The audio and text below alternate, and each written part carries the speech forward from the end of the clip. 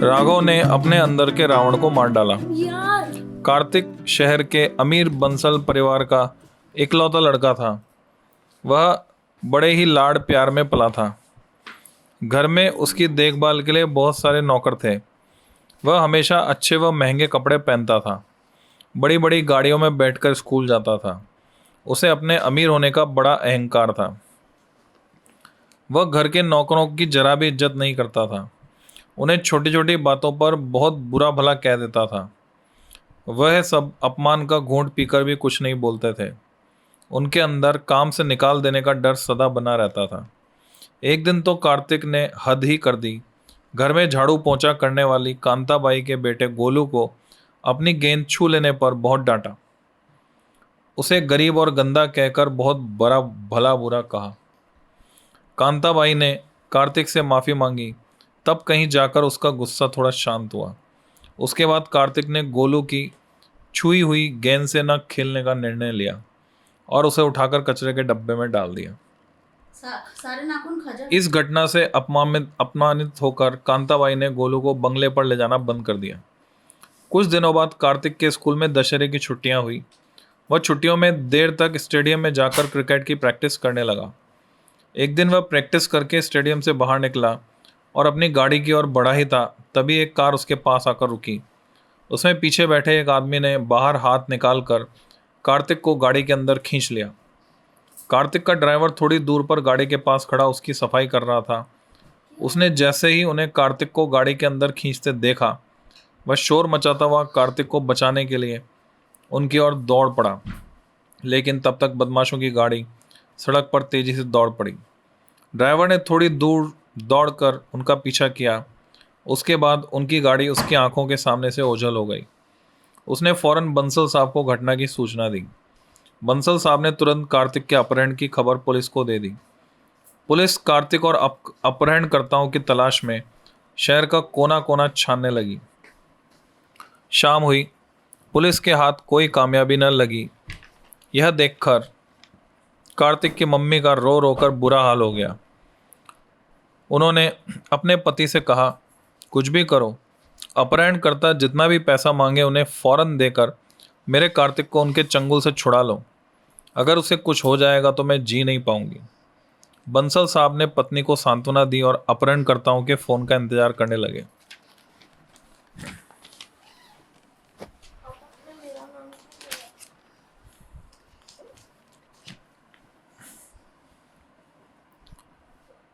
पूरी रात पुलिस कार्तिक की खोजबीन करती रही। बंसल साहब के पास भी अपहरणकर्ताओं का एक भी फोन न आया। यह देखकर वो और भी चिंतित हो उठे। कार्तिक के अपहरणकर्ता टिल्लू और बिल्लू शहर के बाहर एक बहुत पुरानी जर्जर हो चुकी 4 मंजिला बिल्डिंग की पहली मंजिल के एक कमरे में कैद किए हुए थे। उसके हाथ पांव और मुंह बंधा हुआ था। पूरी रात कार्तिक को टिल्लू और बिल्लू ने भूखा प्यासा रखा। सुबह उन दोनों की नज़र कार्तिक पर पड़ी। वह जमीन पर पड़ा सो रहा था। दोनों को चाय और बीड़ी की तलब लगी थी। वो उसे सोता देखकर वहां से चाय और बीड़ी पीने चल पड़े। पुरानी बिल्डिंग से कुछ ही दूरी पर मजदूरों की बस्ती थी। गोलू भी वहीं रहता था। वह सुबह शौच के लिए निकला था। यकायक उसकी नज़र पुरानी बिल्डिंग से निकले टिल्लू और बिल्लू पर पड़ी। वह सोचने लगा, इस सुनसान जर्जर बिल्डिंग के पास तो कोई जल्दी से जाता नहीं। फिर ये दोनों इसके अंदर क्या कर रहे थे? उसे उनके हाव भाव भी कुछ ठीक नहीं लग रहे थे। उसे कुछ गड़बड़ सा लग रहा था। उनके दूर जाने के बाद उसने बिल्डिंग के पास जाकर पता लगाने का फैसला किया। वह धीरे धीरे चलता हुआ बिल्डिंग के पास आया। अंदर प्रवेश करते ही उसकी नज़र ऊपर जाती एक सीढ़ी पर पड़ी। उसने अपने कदम सीढ़ी की ओर बढ़ा दिए। कुछ ही पलों में वह बिल्डिंग की पहली मंजिल पर पहुंच गया। उसने देखा वहां पर खाने पीने के सामान का पैकेट व बोतलें बिखरी पड़ी हैं। उसने अनुमान लगाया, जरूर ये दोनों रात भर यहाँ थे। इसके बाद वह इधर उधर देखने लगा। इसी बीच उसकी नज़र सामने एक कमरे पर पड़ी। वह कमरा एक टूटे फूटे दरवाजे से बंद था। गोलू ने उसके पास जाकर सुराखों से अंदर झांक कर देखा। कार्तिक उसे अंदर बेहोश पड़ा दिखाई दिया। वह फौरन दरवाज़ा खोलकर उसके पास गया। उसने आवाज़ दी, कार्तिक भैया, कार्तिक भैया। कार्तिक ने गोलू की आवाज़ सुनकर आंखें खोली। गोलू को उसने बड़ी ही लाचार नज़रों से देखा और अपने हाथ पांव खोलने का इशारा किया। गोलू ने तुरंत उसके हाथ पैर में बंधी रस्सी और मुंह पर बंधा कपड़ा खोला।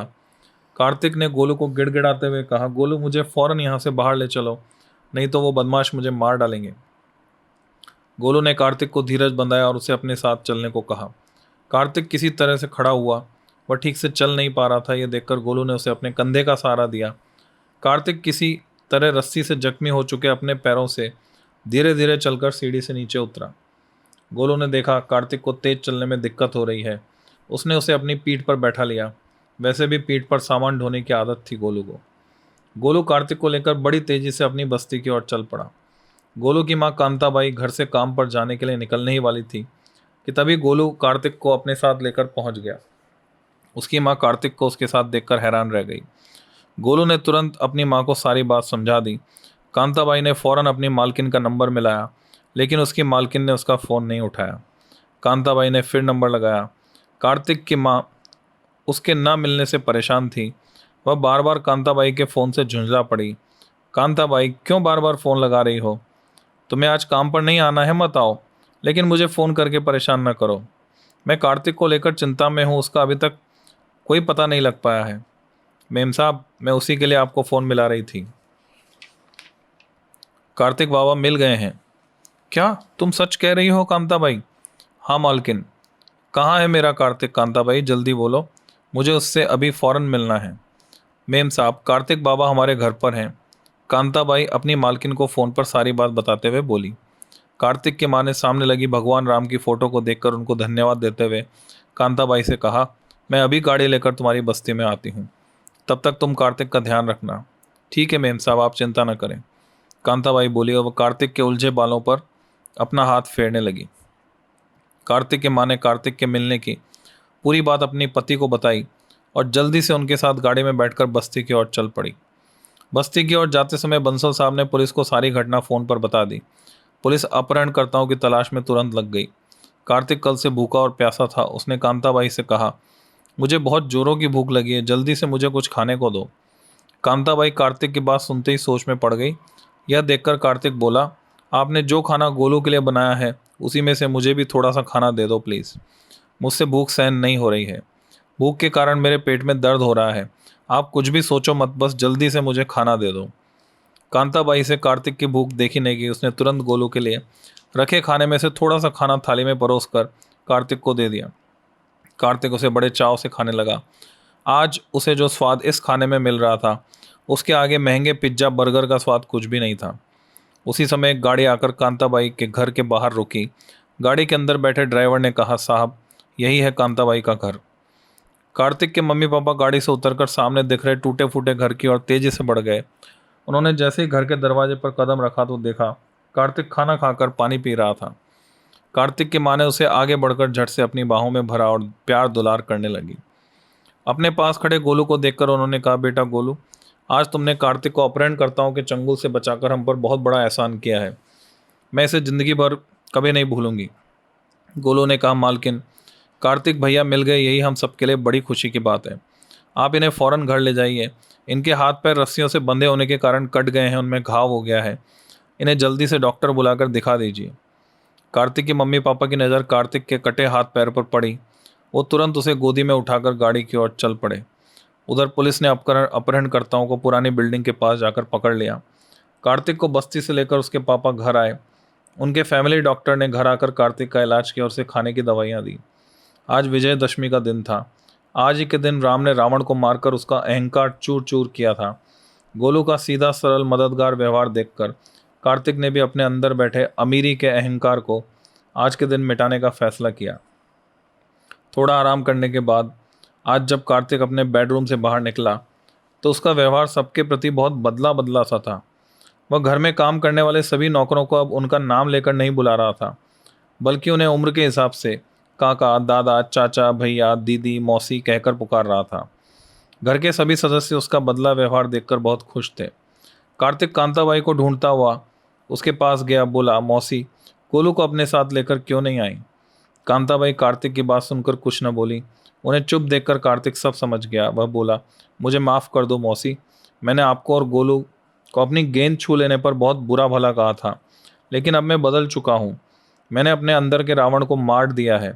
अब मैं भी गोलू की तरह अच्छा लड़का बन गया हूँ। मैं अच्छी तरह समझ गया हूँ कि अहंकार करना अच्छी बात नहीं है। जब लंकापति रावण का अहंकार भगवान राम के सामने टिक नहीं पाया तो भला मैं क्या चीज़ हूँ। और वैसे भी ये सब तो मेरे पापा का है, उनकी मेहनत से बनाया हुआ है, इसमें मेरा कुछ भी योगदान नहीं है। फिर मैं किस बात का अहंकार करूँ। कांताबाई कार्तिक की बातें सुनकर मुस्करा पड़ी। उसने कार्तिक के गाल को पकड़कर चूम लिया, उसे खूब प्यार दुलार करते हुए बोली, मैं कल गोलू को अपने साथ लेकर आऊँगी। ठीक है, मुझे गोलू का इंतज़ार रहेगा, मैं उसके साथ खूब जी भर के खेलूँगा, कार्तिक ने खुश होकर कहा। अगले दिन जब गोलू बंगले पर आया तो कार्तिक उसको देखकर इतना खुश हो गया जैसे वह उसका बहुत पुराना दोस्त हो। उसने उसके साथ खूब घुल मिलकर बहुत देर तक खेला, उसके साथ खाना खाया और ढेर सारी बातें की। कुछ ही दिनों बाद दीपावली का पर्व आ गया। कार्तिक ने अपने मम्मी पापा के साथ त्यौहार की खूब खरीदारी की और घर आकर अपने हाथों से काम करने वाले सभी सदस्यों को नए कपड़े और मिठाइयाँ दी। गोलू के लिए मिठाई, नए कपड़े और पटाखे लेकर वह स्वयं उसकी बस्ती में गया। अब वह अच्छी तरह से जान गया था कि आदमी की पहचान अमीर होने में नहीं बल्कि अच्छे व्यवहार व उसके परोपकार के कामों से होती है।